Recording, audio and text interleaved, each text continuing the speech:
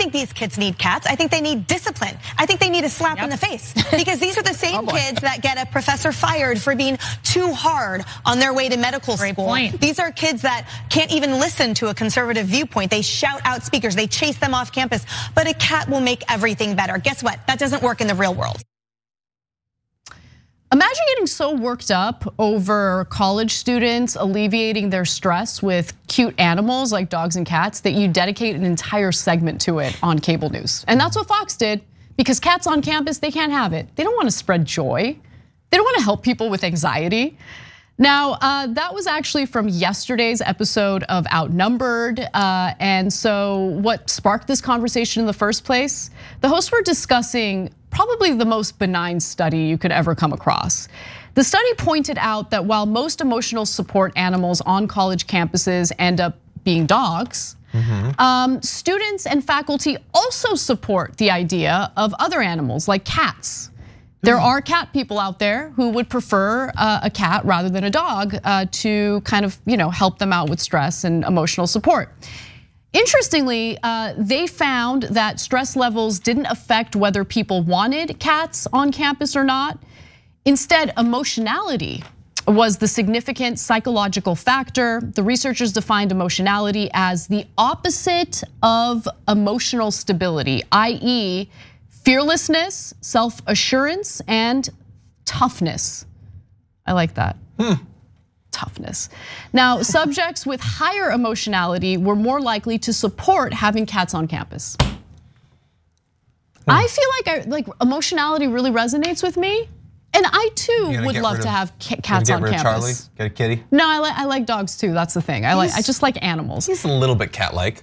Oh, in some ways, he's fairly independent. He grooms himself like a cat, licks himself like, does that. Very soft fur, dainty. My favorite thing that dogs do when they're grooming themselves is when they do, oh, come on. Oh, come on. Emotional come support, on, Charlie. Look at that little face. Oh, he's a little buddy boy. He's a little special guy. He's 1/2 dog, 1/4 cat, 1/4 deer. When dogs do this, they go. Does your dog ever do that? That's a cat thing. I know cats do that, but dogs do it too. No, my dog is a dog. Your dog never does that? No, I have a dog.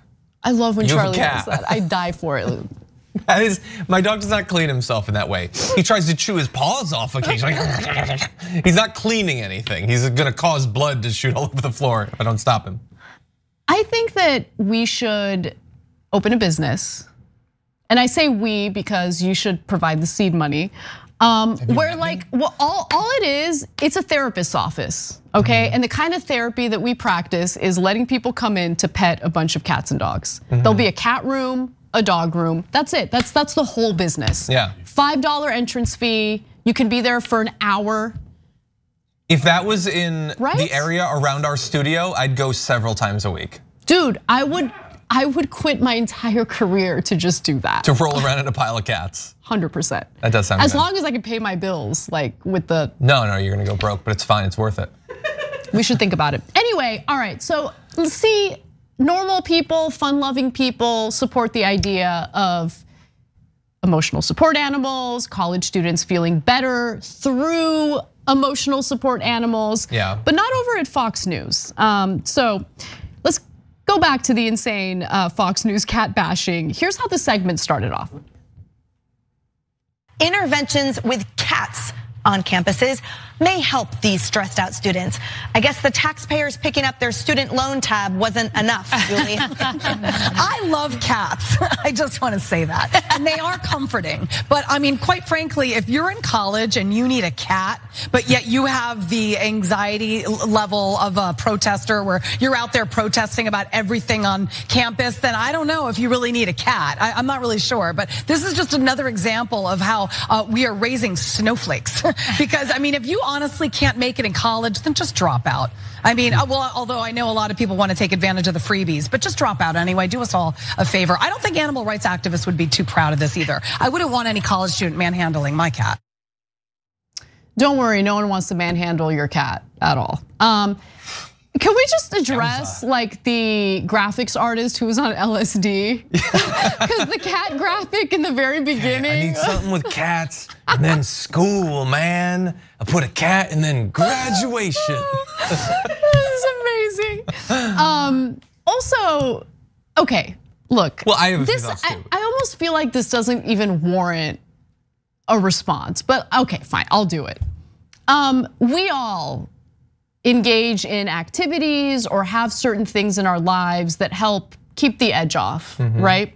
So I don't know. I wonder if that lady, I believe her name is Julie Banderas. Yeah, Julie Banderas is her name. There we go. The LSD cats. It's fucking My awesome. God, it's glowing. That is an angelic cat. So good.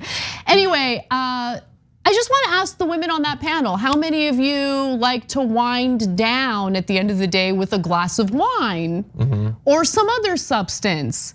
Like, we all have things in our lives that provide comfort, because guess what? Life is stressful, life is hard. Life is full of other people we have to deal with. And they're bad. So like, in the grand scheme of things, when you consider all the different ways people try to numb themselves from the realities of life, I would venture to say cute cats and dogs, good thing, not a bad thing, good thing. Yeah. Also, they're not a freebie. These kids pay tens of thousands of dollars.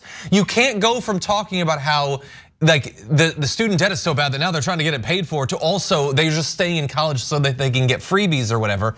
Look, the point of the segment is college students are bad. We need to come up with some way to denigrate them. We need to have our audience think that college students are bad.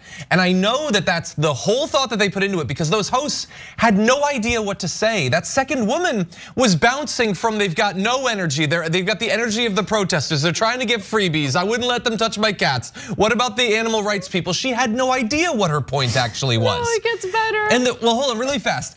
The earlier woman too is like, first of all, to immediately think they should be slapped instead of having an emotional support cat. Again, okay, then the next time you get off of work and you go for a glass of Chardonnay, you should be slapped instead. If you can't make it on Outnumbered without wine, you shouldn't make it at all. You should just drop out.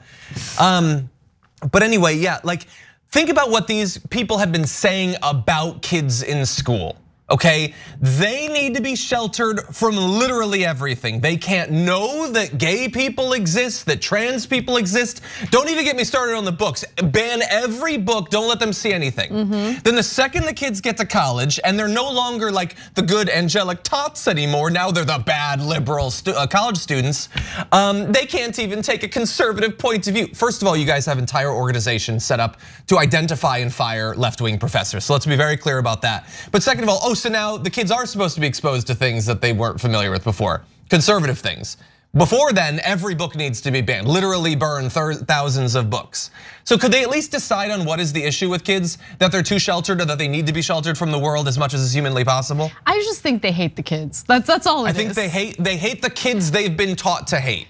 The college kids. The college kids are activists. Except for the younger kids are fine. Who might be in college. Those kids are okay. It's all stupid. But we're not done yet. We're not done yet, because one of the hosts on this panel argued that she doesn't want an emotional support animal, so no one else should have one. Let's watch. I remember on one of my campuses getting a note that there would be dogs and puppies for us to soothe us during exam time. And I thought, is this real? I mean, no. What a distraction for kids who don't want to study. Number one. Number two, I don't need to be coddling a puppy. I need my organic chemistry book if I'm in pre-med here. This is insanity. Give me a cup of coffee, a cookie, and a stack of books, and I'm set. I don't need a puppy in my lap to study for exams. What did you do with the books? Balance them on your head for the next beauty pageant you were gonna enter? Like what? No one believes that you were reading stacks of books in college. I don't know, maybe she was, but here's a follow-up question. What did you need the coffee for, Kaylee? What did you need the cookie for? Sounds like you needed an emotional support treat. Or an emotional support drink. It sounded like you have a particular way that you de-stress and recharge to get back into your studying. And you think that anyone who has an even slightly different way to recharge is instantaneously bad. By the way, you don't need that, you should just study. You don't need sleep, you should just study. You shouldn't eat food, you should just study. Don't take showers, you should just study. They're still humans. So why does anyone get a pet? How many of them on that panel literally have pets? Have a pet? Right, or pets. They probably wouldn't admit it since Trump has trained them that dogs are terrible or something. God, also, by the way, Trump is like Honestly, out of everything that Trump has done and said, that's the thing that makes it just abundantly clear that he's an evil man. By the way, how do you hate dogs? I don't know. It's There's okay. something broken It's inside okay of if him. you don't want to own a dog. It's a lot of responsibility. But how do you hate dogs? Especially a guy who values loyalty above all else. Doesn't get the most like loyal animals in the world. They're so loyal. They are. But more important than their view on dogs and cats or emotional support animals, they keep telling us they prize independent thinkers. Every single one of them had the exact same position. What is the point of having 5 hosts if they all feel exactly the same about something so hyper specific as whether animals are good? Look, but there was one really, really good point made on the panel, believe it or not. What's that? Okay. Well, it's having an impact on our economy. Watch. These kids are the problem. I mean, all joking aside, they're the problem. If you need a cat or you need a puppy, you don't belong in college. This is an idea of building a society of betas. All right, we've achieved because we're a society of people who look forward, who are entrepreneurs, who go out and find something. Elon Musk, Jeff Bezos, all these innovators out there, Bill Gates, they founded something in a garage. Instead of petting a cat, they programmed a keyboard. Maybe somebody started a manufacturing plant with an idea. What the hell is wrong with that guy? The feline destruction of our economy and entrepreneurial, vision. That's what we're dealing with here in the United States. What are we doing? What are we doing? What broke that man?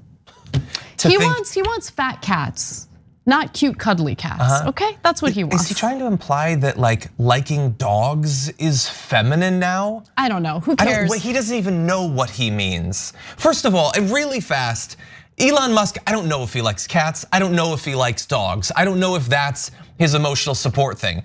But a guy who spends a solid 8 to 12 hours a day on social media, desperately trying to get anonymous people to think that he's funny and cool, he has an emotional support crutch. It's just a rando on Twitter rather than an adorable Aussie. Look, honestly, I think that whole segment was hilarious. I think that they're deeply broken, pathetic people. Yeah, exactly. And those are the segments that make it very clear that they happen to be broken people. Conservatives are watching the segment petting their dog. Yeah, those dumb kids. They a stupid animal. Oh, get over here. The one saving grace in life is our pets. Yeah. I mean, unless you have kids, I'm sure you feel that way about your children. Although they stress you out and they cause a lot of pain as well. You know it. You know it, I know it, the American people know it. You have to rationalize your decision to have kids, so you'll lie to yourself over and over again that you're not stressed and it was totally worth it. We all get it, we all get it. But dogs and cats are the best, like pets are the best. They just are. They do more than just provide emotional support. And for anyone wanting to deny college students emotional support animals, what's wrong with you? I just don't get it. Can't imagine dedicating a segment on trashing college students because one study indicates that some of them might like to have cats on campus. Yeah. Insane. Thanks for watching The Young Turks, really appreciate it. Another way to show support is through YouTube memberships. You'll get to interact with us more. There's live chat emojis, badges. You've got emojis of me, Anna, John, JR, so those are super fun. But you also get playback of our exclusive member-only shows and specials right after they air. So all of that, all you gotta do is click that join button right underneath the video. Thank you.